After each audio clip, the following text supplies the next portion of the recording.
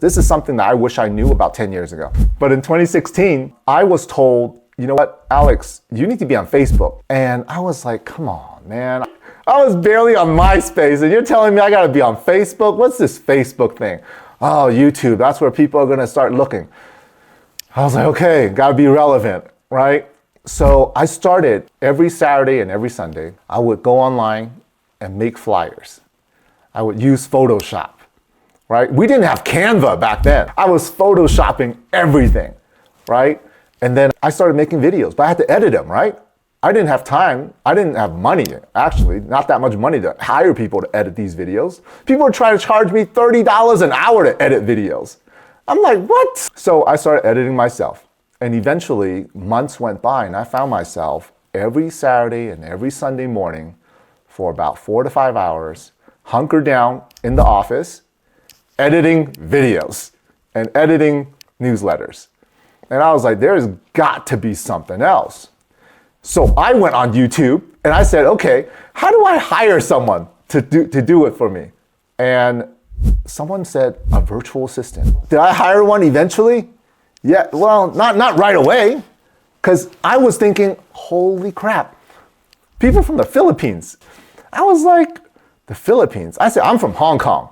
Philippines has the same time zone. They're 16 hours away, okay, from me. I said, when I'm awake, they're sleeping. That's crazy, right? And I don't know, like, how do I communicate with them? I don't speak Tagalog, right? Not knowing that people in the Philippines learn English from the get-go. I was like, okay. Then I was like, how do I control? Like, they're not next to me, right? We're so used to my assistants right there. I can go over and be like, hey, what's going on? I can't do that with a virtual assistant, right? The quality of work, right? The confidentiality and security. I said, how? But I thought, well, why not take a chance and just hire one anyways? So I did. When I hired my first one, that first virtual assistant was creating flyers, business cards. We remade and redid our logo.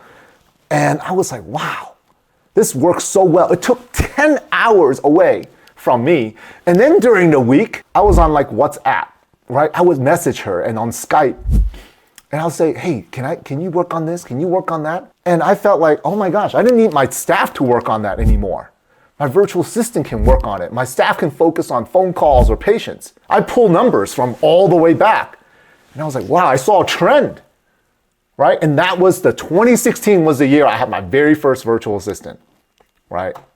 So people ask me, okay, what do our virtual assistants do? Number one, we have one that does our paid ads, right? And that's all she really works on. She works on our paid ads and part of our social media as well. So she'll come out and say, hey, Dr. Tam, we see this ad running really well. Can you do a video and a script on this? So my virtual assistants, so what they do now is they put scripts on my calendar. So then I don't have to take time to research what topics to write about or talk about. The hardest thing was figuring out what to say. And they'll do the research. They'll fact check everything. After I make the video, I put it on Google Drive, I upload it, and now we have our video editors that's able to edit this, okay? Put all the captions and make it look nice, the video in videos and everything. So they're able to do that. And I also have our executive assistant. That assists me, right? In terms of my everyday processes. And we have 2 callers in the office. They're dialing leads. Somebody is on the phone from 10 a.m. to 7 p.m. every freaking day, okay? So, because you guys got leads coming in, right? But then our staff is working with patients. So then it's like, well, what are you gonna do with all these leads? My policy is when a lead comes in, you got 15 minutes to follow up. You 15 minutes, text, call, everything, right? And it increases your show-up rates and also your conversion rate as well. I have another one that builds our website that we're about to launch, our supplement line, right? We have a hiring manager for our VAs. But I'll tell you guys this.